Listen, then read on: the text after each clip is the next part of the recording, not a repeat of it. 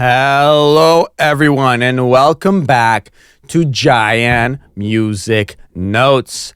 We are in our second part of our Howl's Moving Castle music breakdown, and with me is someone who has conquered many Ghibli film soundtrack recaps with me. We are talking to Gab. How are you? Hello. Thank you for having me. Of course, very excited to continue our conversation.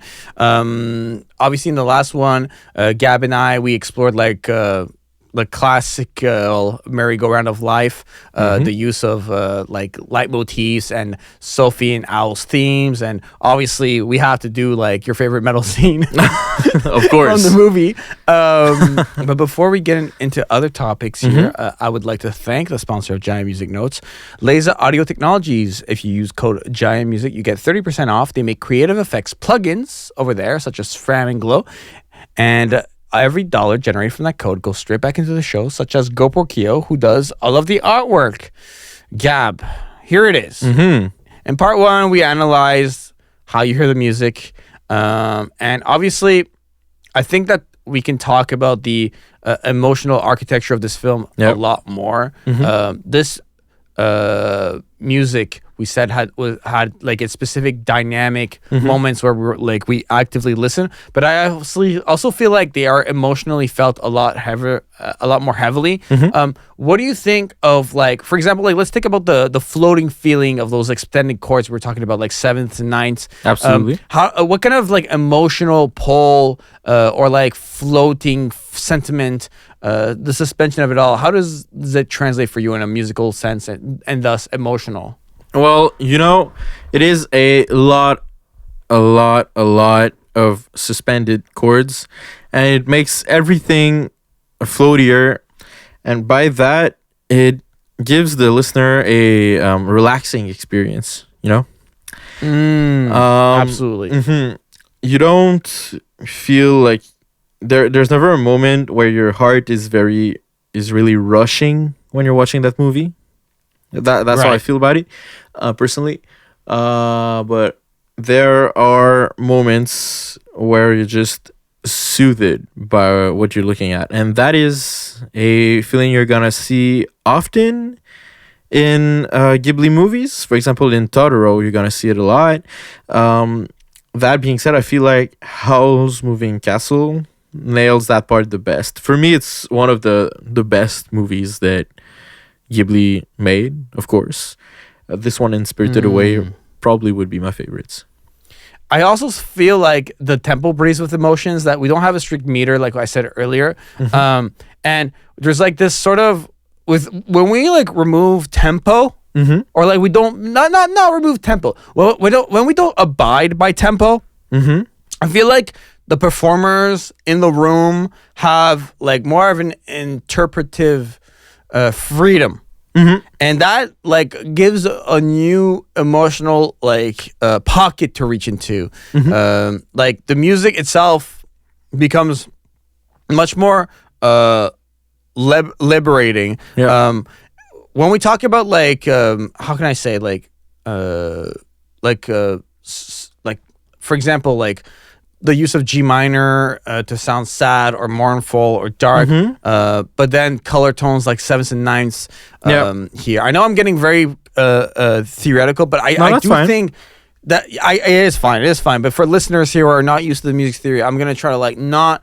What I'm trying to say essentially is that these sad sounding chords, instead of just being sad, because we use extra notes in there, they become melancholic, bittersweet. How did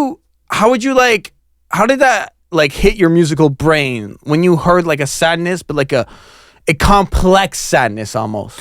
Well, okay, for the listeners that don't know anything about music theory, a minor chord is gonna sound sad on its own. A major chord is gonna sound very happy on its own. That being said, when you want to make something that sounds sad, you're not only gonna use minor chords, and when you're gonna play something that sounds happy, you're not gonna use only major chords.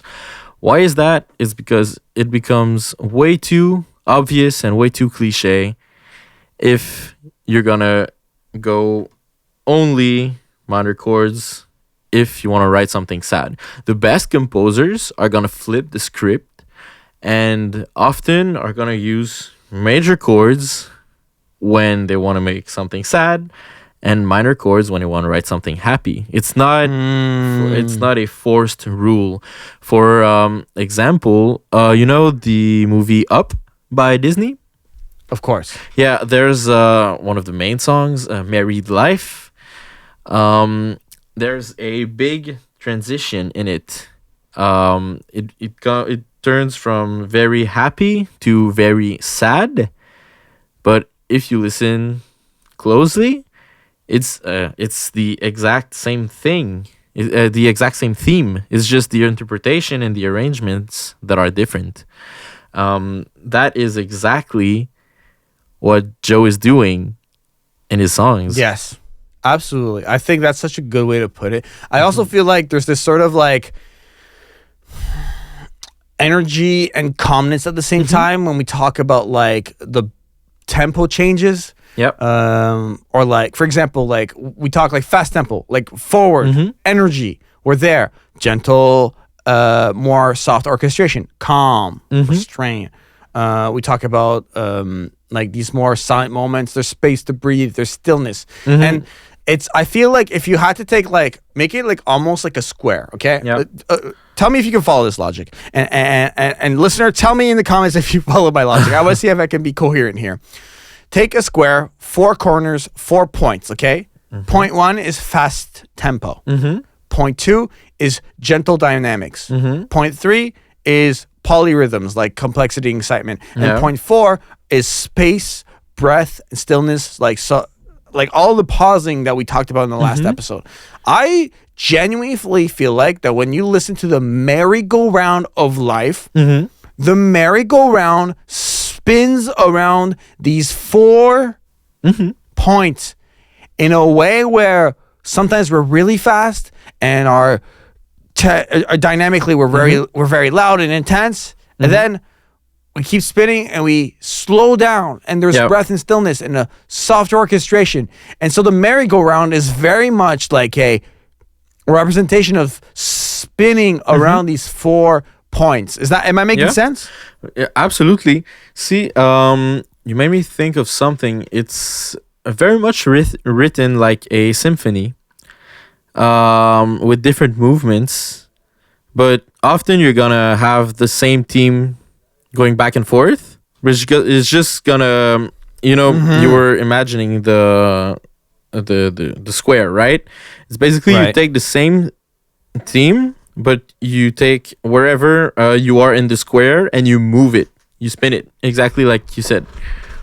I think that also the square, I guess not even the square, but the takeaways here for me is that the music can contradict itself. Just like Sophie can be old and young, or Howl can be powerful and fragile, the music embodies like the film's theme of like transformation and like not even duality, but like a sort of duality, that you can have like a fast, loud thing, but in the same track you can have a soft, slow down thing. Absolutely. I feel like also, how can I say it, that when we talk about the release of the music here, there's, like I said, a lot more music. I almost feel like, tell me if I'm wrong, like I remember having so much music in the credits, but like during the film, not that much. But the original soundtrack is 26 songs. So we do have a lot of songs. They just like all kind of have, many of them have that like merry-go-round of life melody to it. So how do you find the processing for that for you? The fact that there's so many songs, but still like they kind of all feel like when they were released, like kind of all just one. Like you listen to a merry-go-round of life or a Howl's Moving Castle playlist, and you're like, this is the same song over and over again, right? Like, is this on is this not on repeat right now? I get what you mean. It really feels like, just as I said, a typical symphony. It would be weird to start from the third movement if you're listening to a symphony, right? You have to start from the beginning and go all the way down until you're at the end. That's how I feel about it. You can't just I completely agree go. with that. What do you say? Sorry. I completely agree with you. No, I think you're cooking. Well, see, if you go to most albums on, YouTube, Spotify, whatever you're listening on, and you hit on shuffle, you're gonna be just fine. You cannot do that with the Merry-Go-Round of Life or the House Moving Castle soundtrack. It's not. It's just not gonna work. That's how I feel it should be listened. That's how the songs work with one another. I also wanted to talk about how can I say this? Like there's like something about the reception. I don't know if you saw, but like this film like was very specific like in the way that it was received. I remember I think the film came out in 2000. Do you want to fact check me on this? I believe that it came out in 2004, right? House Moving Castle came out in the early 2000s for sure. I am about 90% sure it is in 2005. The soundtrack was released in 2004. Yeah, well, that would be pre-release, so yeah. So yeah, release date, September 2024. 2004, sorry. This film, something very specific. In 2005, for the LAFCA, the Los Angeles Film Critics Association's Awards, for the category of Best Music Score, Joe Hisaishi and Yumi Kimura for Howl's Moving Castle. This film wins a LAFCA, I guess is how you call it. Yeah. The 31st edition of the LAFCA, which in my research, like I didn't see a lot of animated films winning or like even being nominated for that. So it's really impressive to see like the impact. It beats live action competitions. That's super validating for anime music. Yeah. And I think that it positions Ghibli's music as a cinema music. It's not just an anime music at this point. We're winning awards for this thing. Like it's because it's cinematic. This music is literally cinematic. Yeah.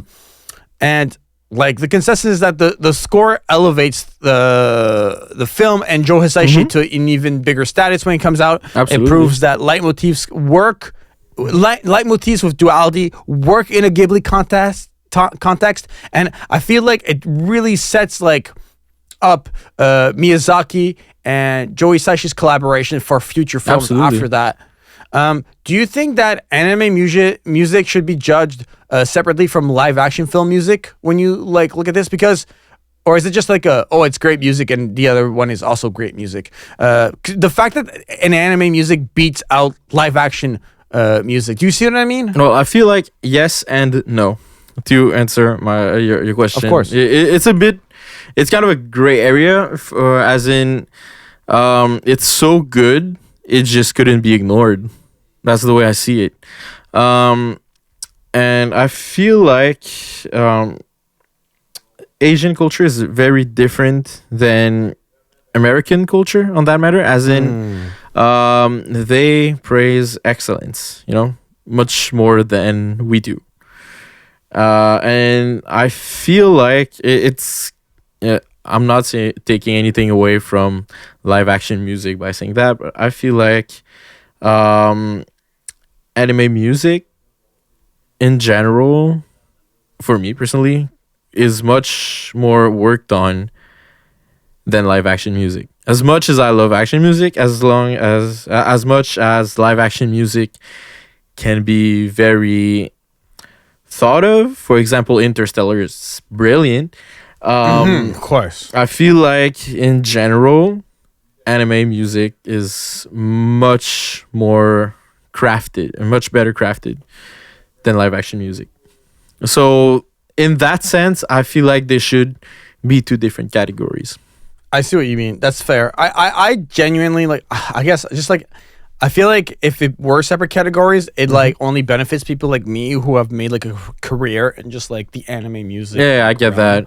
I get what you mean. So for me, like I feel strongly that like because I'm so immersed in this world, like it makes sense to me that it should be a separate category. That being said, I understand that like it doesn't have to be that deep. Also, I also wanted to go back because like on the last episode we did talk a little bit about the release for this music. The film came out in September of 2004. So I was wrong about it. 2005. My bad. No stress. The award was won in 2005, Oh, okay. but the film came out in 2004. You know, these things, they come out when they come out, you know what I'm saying? Yeah, exactly. I was 6 when it came out, basically. Well, I was 5. My bad. How old was I? So I feel like it's understandable. Yeah, no, I totally understand. The thing too here is that the original, the Howl's Moving Castle Symphony Suite that came out, the first one was in January 2004. So like several months, like almost half a year before the movie, even more. And they were performed by the Czech Philharmonic, like I said, and it was conducted by Hisaishi and directed by Mario Clemens, a Czech conductor and educator. Anyways, very talented person as well there. And what I noticed is like these tracks are like slightly longer. We have a lot like Sophie's Tomorrow, Mysterious World, The Wizard of the Moving Castle, or even The Wizard's Waltz, or even Dawn's Allure. These are all 5-minute pieces, 5-minute plus pieces. And then you look at the Howl's Moving Castle CD maxi single that came out in October of 2004. These songs are all under 4 minutes and 22 seconds. Absolutely. And then you look at the official soundtrack, and there's only 2 songs, I believe, that are above 6 minutes. What I'm noticing is that the first release had much longer songs, and that in the second release, and the third release, we have these like shortened, I guess, film tracks. Like this is gonna be in the film. This first one is what sets the vibe of the film. Yeah, that makes sense. Yeah, like what are your thoughts on like these like sort of like let's get even deeper into that. I feel like it's a point we didn't touch upon enough in the first episode, in the last episode, pardon me. The fact that we have like these triple releases almost, and that they're like very constructed differently, but also very similar. Like how do you interpret all of that? Well, I feel like they doubled down on the minimalist approach towards the end, and it benefited them, honestly. Simply, you know, the way I see it, there was a pre-release, but sometimes like movies are worked on until the very end, until like few days, even like in the last few days you could be making changes towards what's going on in the movie. So I feel like those were the original tracks. That's how they were meant to be in the first place. But then there were last minute changes. I think that's the explanation is as simple as that when it comes to the duration of the songs. But I feel like it worked really well because this movie, like I said, there's long parts of the movie where there's barely anything going on music-wise, but it just makes the music that much more important once it's there. I completely agree with that. I feel like the way this music was released has had such a lasting impact too, because like literally 20 years later, we have like vinyl reissues of this thing, like for the 20-year anniversary of the film. And like musicians worldwide, including myself, cover Merry-Go-Round of Life. Absolutely. Well, I feel like yeah. No, go ahead, please. I feel like it's very hard to reach that standard of musicianship and just craftsmanship overall. Everyone involved within those movies are geniuses. They are. I feel like they're masters at their art, you know, and Miyazaki and Isaichi weren't friends. I don't know if you know that, by the way. Really? Yeah, they weren't friends for quite a long while. I wouldn't guarantee that they aren't now, but they just were both very good artists that respected each other's crafts, and that's why they work together so much. Wow, I love that. Yeah, I understandably really- so. On top of it, Yeah, of course, of you course. see, Like you have there's a certain amount of like how can I say?